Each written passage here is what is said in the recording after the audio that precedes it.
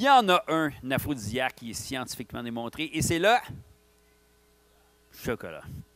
Alors, c'est pas pour rien, si vous ne le savez pas encore, mesdames, quand à la Saint-Valentin, vous vous faites acheter du chocolat, puis vous avez quelqu'un qui vous regarde dans les yeux comme ça, vous savez pourquoi il vous donne ça, OK? Le chocolat, c'est un aphrodisiaque qui a été scientifiquement démontré. Donc, comment on peut prouver que c'est un aphrodisiaque? Vous pouvez en manger puis regarder l'effet. Ça, il y a beaucoup de monde qui font ça, puis qui sont très, très bons.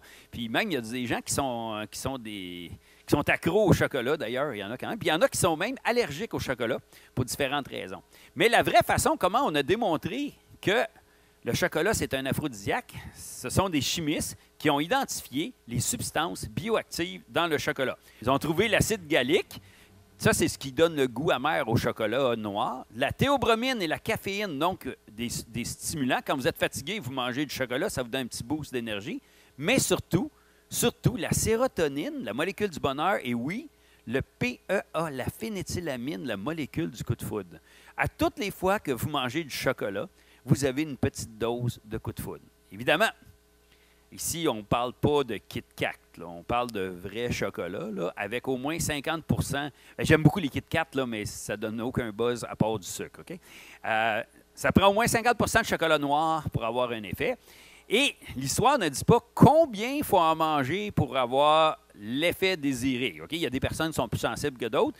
S'il faut manger 8 tablettes de chocolat back-to-back, c'est pas nécessairement aphrodisiaque, yob-yob. Okay?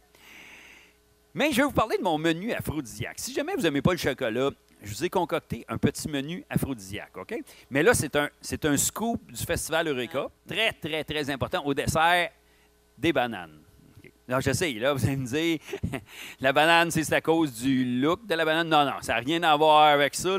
C'est tout à fait scientifique. En fait, la banane, c'est l'aliment qui contient le plus d'amines biogéniques, une famille de composés très importants, dont la sérotonine. À toutes les fois que vous mangez des bananes, vous avez la plus grande concentration de sérotonine, qui est la molécule du bonheur, et un petit peu de phénéthylamine aussi, et de norépinéphrine. Fait que donc, à toutes les fois que vous mangez des bananes, vous avez un problème. Puis si vous voulez ajuster votre dessert en fonction, il faudrait avoir une belle fondue au chocolat, avec du chocolat noir, évidemment. Donc, vous trempez les bananes dans le chocolat noir. Donc, vous avez l'effet 2 pour 1.